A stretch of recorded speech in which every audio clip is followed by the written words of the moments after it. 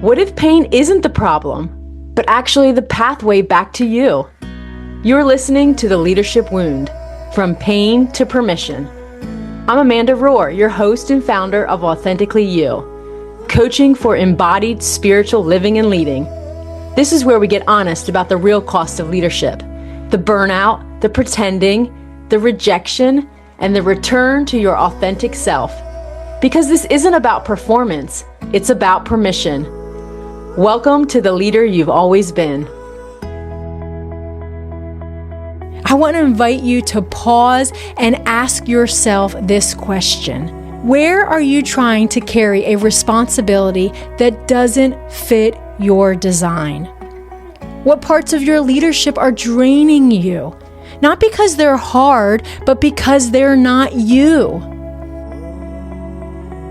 Welcome back to The Leadership Wound, where we talk about the hidden cost of leadership. I'm your host, Amanda Rohr, founder of Authentically You, coaching for embodied spiritual living and leading. Today, we're in the middle of a series exploring 5 areas that leaders often neglect. These are the areas that quietly shape how we live and lead. We've talked about renewal, healing, purpose, and today we're talking about alignment. The moment when who you are and how you lead finally match. Because alignment isn't about perfection. It's actually about integrity, the integrity of who you are. It's the ongoing process of bringing your beliefs, actions, and identity into harmony, so you're not living 2 different stories. In one of my past coaching sessions with my own coach, I was sharing with her this new vision stirring within me. It was a convergent model of ministry and leadership. A way of living where all the parts of who I am, my faith, my work, my creativity, my calling, they could all come together instead of living in compartments. She said something that struck me. She said, I'm the same person in every room that God calls me to. I don't switch versions of myself based on where I am. Something about that statement stopped me. Because I realized that that's what I've been longing for all along, to take the fullness of me into every space that God was calling me to walk into a boardroom or a sanctuary or a coaching session or dinner with friends as the same person, not edited, not performing, not adjusting to be received well, just simple alignment. Not that I wouldn't use wisdom or discernment, but that my identity wouldn't have to shrink to fit the room. That became a picture of what alignment looked like for me. The freedom to show up whole no matter where I am. We don't always notice misalignment right away. It actually creeps in quietly. Maybe it's the meeting where you bite your tongue instead of sharing your real thought. Not because you're wrong, but because you're afraid that it won't land well. Or the project where you keep saying yes, even though there's a part of you that's secretly saying no, because you don't want to let someone down. And maybe it's even subtler. You start noticing that the person who shows up at home looks different than the one who shows up at work. You're more relaxed at home, but at work you feel uptight and you're concerned about what people might say or their perception of you. You begin to see that you filter your tone, your opinions, and even your pace, even your joy. You do it all to meet unspoken expectations. And over time, you begin to feel the tension. Because misalignment isn't just a mental thing, it's also physical. It's not just fatigue, it's fragmentation. Because living out of alignment requires constant management of perception. What are other people thinking? And it's exhausting. It is exhausting. This isn't just something that I've experienced myself. I've worked with leaders who've experienced it too. They were clear and confident in one area of their role, gifted communicators, or relationally strong, or brilliant strategic thinkers. but who felt completely drained in other parts of the same position. They love the team development part, but dread the administrative stuff. Or they thrive in vision and communication, but struggle with systems and structure. And instead of admitting the truth, either to themselves or to their supervisors, they try to push through it. They start doubting themselves, wondering, why can't I do this all? Why can't I do this the way I'm supposed to?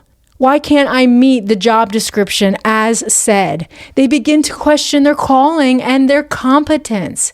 But what's really happening is misalignment. They're functioning outside of their design, spending the majority of their time doing things that don't flow from their strengths or bring them life. They're like shape shifters, trying to be one person while they're actually another. And over time, that dissonance erodes confidence, joy, and yes, even your health. I've seen it more times than I can count. And honestly, it's heartbreaking because instead of having the self-awareness and humility to say this part of the job isn't my sweet spot, they internalize it as failure, or they compare themselves to others.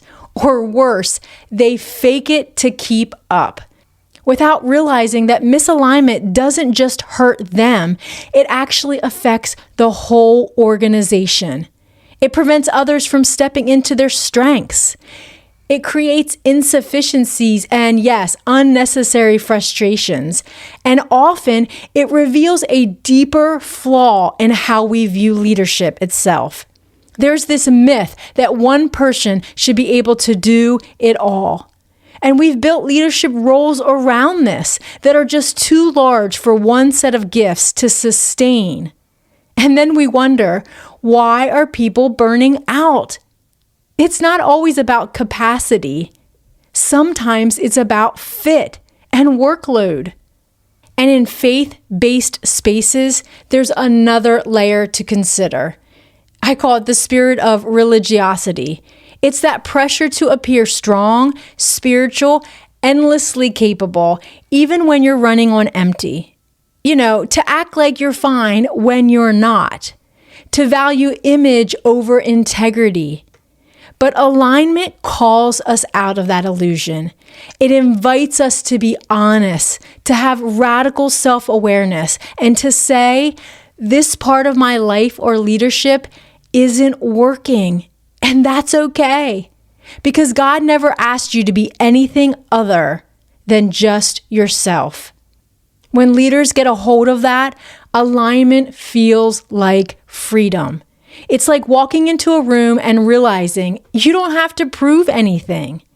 It's clarity in your decisions because your heart and mind are at peace. It's the deep rest that comes from living as one whole person instead of several partial ones. When your inner and outer life agree, people feel it, people notice it. And most importantly, you yourself are at rest. People begin to truly trust more deeply because they see your leadership is sustainable. It's in alignment. It's not just successful on the outward. Inwardly, you are free from the expectations of others, free from the perceptions of others, free to be your most authentic self. Perhaps this is resonating with you. I want to invite you to pause and ask yourself this question. Where are you trying to carry a responsibility that doesn't fit your design? What parts of your leadership are draining you? Not because they're hard, but because they're not you. And who could you invite alongside of you to complement your strengths instead of hiding your limitations? Sometimes alignment starts with honesty, the simple admission that you can't be everything to everyone. Fear often disguises itself as wisdom. It says, if I admit that I can't do this, I'll lose credibility. But what if the opposite is true? What if your honesty is the very thing that builds trust, that models what healthy leadership actually looks like? because fear will always fragment you. But love for yourself, love for God, love for those you lead, brings you back into wholeness. I've walked with many leaders through this process of rediscovering alignment, helping them notice where they're pretending, where they're performing, and where they're ready to return to truth. And every single one of them has said the same thing in the end. I wish I hadn't waited so long. They realized that freedom didn't come from fixing everything. It came from finally being honest about what's real, about what's really going on. Because alignment begins the moment that you stop fighting who you are and start living as who you were created to be. Alignment isn't about perfection. It's about integration. It's the moment when your internal world and your external world start telling the same story. You stop performing and you start embodying. You stop hiding and you start living. You stop fitting in and you start being your authentic self. Because the goal of leadership isn't to hold it all together. That's a myth. It's actually to bring your whole self wherever you go, however messy that is, however quiet that is, however bold that is. Maybe you're listening today and something inside of you recognized misalignment and how you are living and leading. You've been trying to make it work, but it's not life-giving anymore. Well, you're not alone. This is the work I do with leaders every day, helping them bridge the gap between belief and behavior, between conviction and confidence. And I get it. It's hard to begin a relationship with someone you don't know. And that's exactly why I provide a free 30-minute call. Just a simple, no-pressure conversation to explore where you are, what's no longer fitting, and what freedom might look like on the other side of misalignment. Because in 90 days, you could be leading from a completely different place, more grounded, more clear, and yes, aligned. So if that's you, I encourage you to go on over to my website, authenticleadershipcollective.com, and book your free 30-minute call today. Let's move you from misalignment into freedom. And while you're there, you can check out my free resources, Authentic Leadership Starter Kit. There's a free guide there, 10 traps that keep leaders stuck and how to break free. There's also a morning meditation, a grounded rhythm for your soul as you step into your day.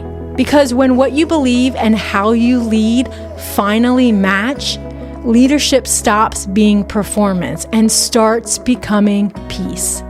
Until next time, lead like you.